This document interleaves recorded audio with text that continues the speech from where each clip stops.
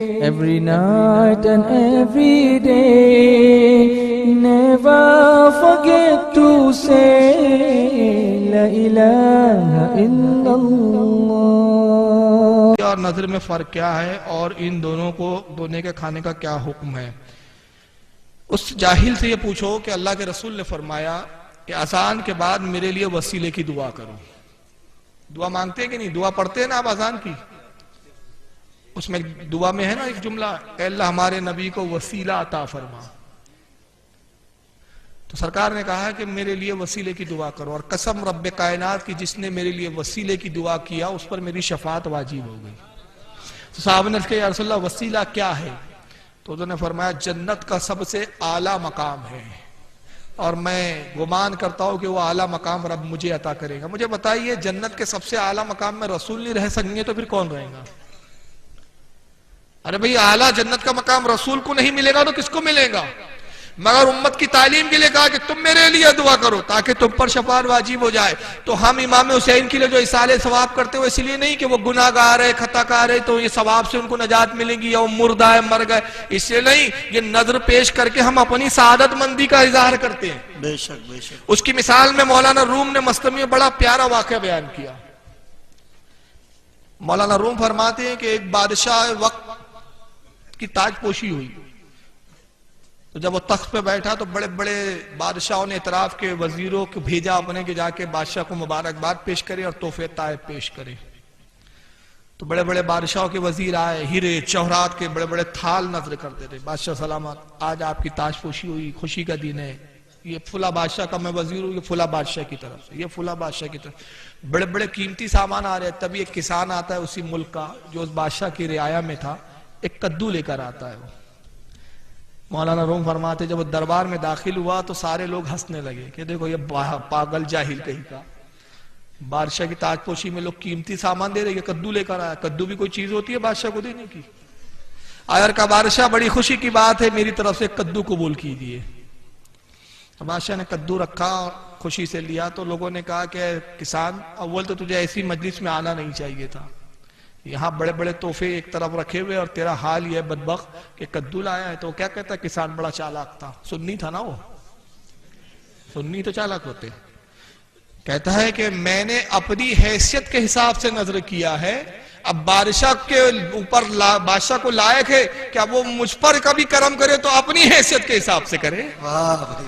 تو ہم اپنی حیثیت کے حساب سے نظر کرتے ہیں. امام حسین ہم تو گناہگار خطا کار بے بس لوگ ہیں، مگر آپ کے غلام ہیں، آپ کے نام سے شربت پلاتے ہیں، آپ کے نام سے نیاز دلاتے ہیں. ہم نے اپنی حیثیت کے مطابق کیا، اور آپ کی حیثیت جنتیوں کے سردار ہونے کی ہے. آپ اپنی حیثیت سے کرم فرمائیں. سبحان اللہ سبحان اللہ. تو جب حسین اپنی حیثیت سے کرم فرمائیں گے تو کیا کریں گے؟ غلاموں تم نے کھچڑا کھلایا تھا، شربت پلایا تھا، آؤ میں اپنی حیثیت سے تمہیں جنت کا مقام عطا کروں. سبحان اللہ سبحان اللہ. زندہ آباد. یہ حیثیت کی بات ہے.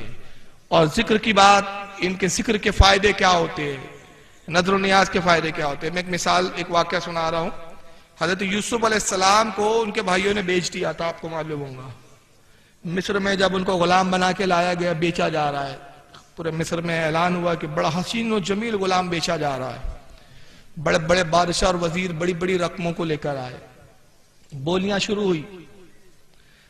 بولی کتنے بولی میں حضرت یوسف کی خریداری ہوئی تھی معلوم ہے؟ حضرت یوسف کے وزن کے برابر سونا. ایک پلے میں یوسف علیہ السلام کو بٹھایا گیا تھا، دوسرے پلے میں سونا رکھا گیا تھا. عزیز مصر جو بادشاہ وزیر تھا مصر کا، اس نے خریدا تھا. آخر میں زلیخا کا شوہر تھا وہ. قرآن میں تفصیلات موجود ہیں. جب لوگ یوسف کو خریدنے جا رہے تو ایک بڑھیا تھی مصر میں جو سود کاٹتی تھی. تو اس نے کچھ کپاس کے گولے لیے جس سے سود بناتی تھی. کپاس کا گولا لے کے پوٹلے میں رکھا اور وہ بھی چلی اور جا کے خریداروں کی لائن میں کھڑی ہو گئی. جب بولی شروع ہوئی تو وہ بھی آگے بڑھی. تو لوگوں نے دیکھا یہ تو بڑی مفلس غریب بڑھیا ہے، یہ کیا یوسف کو خریدیں گی؟ تو تاجروں نے کہا بڑھیا یہاں کہاں آ گئی، تیرے بس کی بات ہی نہیں ہے یوسف کو خریدنا. یہاں تو اچھے اچھے امیروں کا نمبر نہیں ہے، یہاں تو بادشاہ اور وزیر ہے، عام امیر نہیں ہے. بڑا مہنگا بکے گا یہ غلام. تو نے خریدنے کے لیے کیا رقم لائی ہے؟ تو مفلس ہے. کہا یہ کپاس کے گولے ہیں نا، اس کے عوض یوسف کا سودا کروں گی. بولی ہوں گی تو اس نے بولی پہلی اسی نے لگائی، کپاس کا گولا. تو لوگوں نے ہنسی اڑائی. کہا کہ یہ کوئی قیمت نہیں ہوتی. قیمت بڑی. یوسف خرید دیے گئے, عزیز مصر نے خرید لیا. بڑھیا سے پوچھا تو نے مذاق کیوں کیا؟ کہا تم پاگل ہو, میں نے مذاق نہیں کیا. اصل میں معاملہ یہ ہے کہ تم نہیں جانتے یوسف کا مقام کیا ہے. میں جانتی ہوں کہ نوجوان آگے بہت بڑا عظیم المرتبت انسان بننے والا ہے. جب کہ نبوت کا دعویٰ نہیں کیا تھا اس وقت حضرت یوسف نے. قیامت کے دن جب ایک فہرست تیار ہوں گی یوسف کے خریداروں میں, اگرچہ میں نے یوسف کو نہیں خریدا لیکن میرا ذکر بھی خریداروں میں شامل کر لیا جائے گا. واہ بھائی واہ.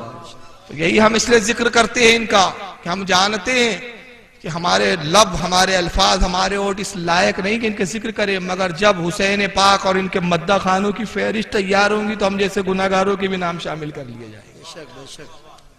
یہ ہے ہماری نیت ہے. الاعمال بالنیہ, اللہ کے رسول کی حدیث ہے کہ عمل کا مدار نیت پر ہے, جیسی نیت ویسی برکت. تو بہرحال نظر و نیاز اس لیے کی جاتی ہے. نظر و نیاز اور فاتحہ میں کوئی فرق نہیں ہے, صرف لفظی اصطلاحی فرق ہے. ہم اپنے مرحومین کے لیے جو کرتے ہیں اس کو ہم اصال ثواب کہتے ہیں, اور وہی چیز بزرگوں کے لیے ہو تو اس کو نظر و نیاز کہتے ہیں ادباً, حالانکہ وہ ایک ہی چیز ہے. اور قرآن میں بھی اللہ نے فرمایا کہ تم دعا کرو اپنے پہلے والوں کے لیے, اپنے بعد والوں کے لیے. نماز میں بھی ایک دعا پڑھی جاتی ہے جو قرآن میں تعلیم قرآن کی آیت ہے, نماز میں قاعدے میں پڑھی جاتی ہے, اللہم اغفر لی ولوالدی وللمؤمنین یوم یقوم الحساب. یہ دعا پڑھی جاتی ہے, اللہ بخش دے ہمارے ماں باپ کو, ہم کو, ہمارے پچھلوں کو, حساب کے دن ہمیں. تو کہنے کا مطلب یہ ہے کہ دعا کرنا, اصال ثواب کرنا, یہ قرآن اور حدیث کا حکم ہے. ہاں جو نیک ہوتے ہیں ان کے اصال ثواب سے ان کے درجے میں اضافہ ہوتا ہے, اور جو گناہگار ہوتے ہیں ان کے گناہوں کو اللہ تعالیٰ معاف کر دیتا ہے.